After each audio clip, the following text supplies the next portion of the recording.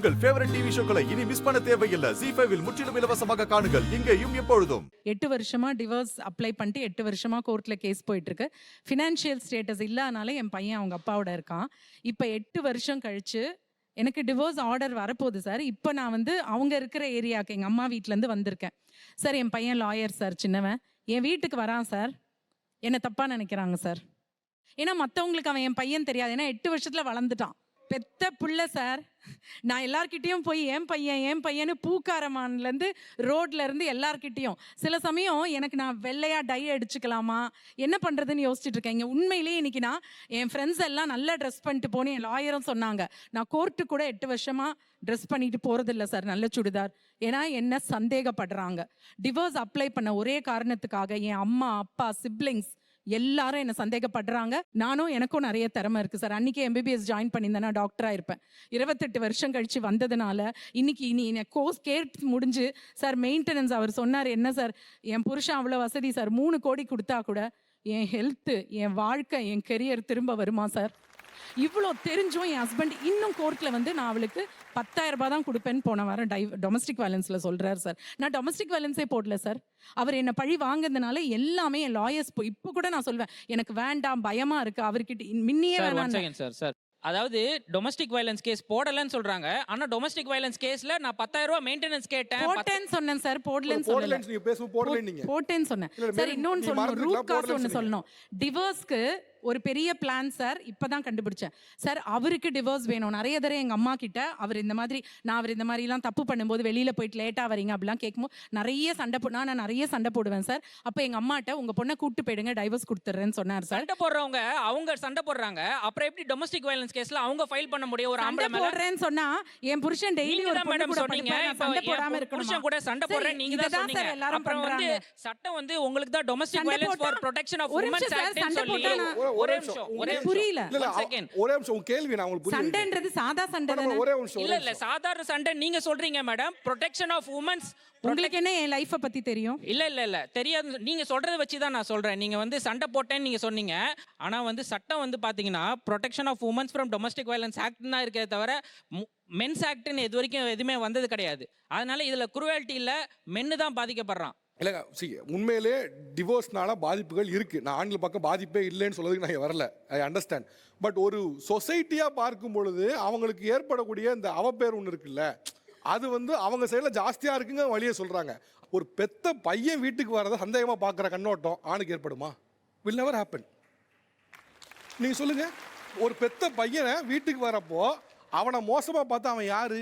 அவ்வளவு வயரம் வந்திருக்கானே அவனுக்கு இவனுக்கு இந்த கோர் பஸ் ஆர்குமெண்ட்டுக்காக பேசாதீங்க. ஒரு இது மனசளவில் நீங்கள் பார்த்தீங்கன்னா இது எல்லாரும் அக்செப்ட் பண்ணிப்போம், ரைட்டா? நீங்கள் உங்களுக்கு எந்த பாதிப்பு இல்லைன்னு நான் சொல்ல வரல. உங்களுக்கும் பாதிப்பு இருக்கு. இந்த பாதிப்பு உங்களுக்கு இல்லை. ஆனா எங்களுக்கு என்ன பாதிப்பு இருக்குன்றத நான் முதல்ல இதை அக்செப்ட் பண்ணுங்க.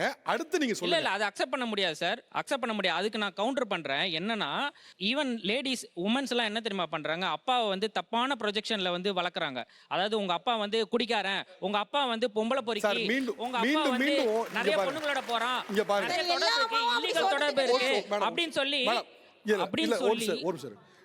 நான் சொன்னதுக்கு நீங்க சொல்லுங்க ஏதாவது சம்பந்தம் இருக்கா? நான் சொல்றது என்னன்னா, ஒரு பெண் டிவோர்ஸ் ஆகி ஒரு இடத்துல இருக்காங்கன்னா இவங்க சொன்னாங்கல்ல, பெத்த பையன் வீட்டுக்கு வந்திருக்கான், தோளுக்கு மேலே வந்த ஒரு பையன் இவன் எங்கே இங்கே வரான் அப்படின்னு ஒரு தவறான ஒரு கண்ணோட்டம் இருக்குல்ல, அந்த கண்ணோட்டம் ஒரு நாளும் ஆணுக்கு ஏற்படாது. ஆணுக்கும் பாதிப்பு ஏற்படும். இவ்வளோ க்ரூயலாக இவ்வளோ மோசமான பாதிப்பு ஏற்படாது. இப்போ இவர்கள் போகிற ஒரு ஆள் தனியாக வந்துருந்தாங்கன்னா, தனியாக அவங்க ஊர்கா பிஸ்னஸ் பண்ண நினச்சா கூட பண்ண முடியாது. தனியாக அவங்க ஏதாவது வெளியே போய் பண்ண வச்சா பண்ண முடியாது. ஸ்விக்கி ஜொமேட்டோலாம் டெலிவரிலாம் இல்லைங்களா? Men and women R equal sir. நான் உங்களை இன்னும் ரொம்ப நாகரிகமாக நடத்தணும்னு முயற்சி பண்ணிருக்கேன். அதை கெடுத்துக்காதீங்க. எங்க அவங்க என்ன பண்ணும் நீங்க எங்க சொல்றீங்க? Who are you? நீங்க ஏன் சொல்றீங்க? தோளுக்கு மேல வளர்ந்த பையன் வரான் அம்மாவை பார்க்கணும்னு. அந்த பையன் யாரா இருக்கும்? இவ்வளவு வளர்ந்த பையன் இவ வீட்டுக்கு ஏன் வரா? தனியா இருக்கப்ப வரான்னு பெத்த பையனை தப்பா கனெக்ட் பண்ற குரூயாலிட்டி ஒரு ஆணுக்கு ஒரு நாளும் நடக்காது, ஒரு பெண்ணுக்கு தான் நடக்கும். அந்த வகையில பார்த்தா இந்த குறிப்பிட்ட ஆஸ்பெக்ட்ல அவர்கள் தான் நிறைய பாதிப்புள்ளாராங்க. உங்களோட பாதிப்பு சொல்ல வந்தீங்கல்ல, சொல்லுங்க. இல்ல பாதிப்பு சொல்ல வரல. இப்போ அவங்க வந்து அவங்களோட சன் வந்து அவங்களே வந்து சந்தேகப்படுறாங்க அப்படின்னு சொன்னாங்கல்ல. ஸோ அது வந்து ஏதாவது ஒரு காரணம் இருக்கும் இல்லையா? காரணம் இல்லாம ஒருத்தர் வந்து சந்தேகப்பட முடியுமா? சார் இல்ல ரீசன் இல்லாம யாரும் ஒருத்தர் வந்து சந்தேகப்பட முடியாது. நான் சொல்கிறேன் தப்பாக எடுத்துக்காதீங்க. சொல்லுங்க சார். நீ மாலை போட்டிருக்கீங்க. சொல்லுங்க சார். நான் அதனால ரொம்ப வார்த்தையை கண்ட்ரோல் பண்ணி பேசுகிறேன். அந்த இடத்துல உங்கள் தங்கச்சி உட்காந்துருக்காங்க சார்.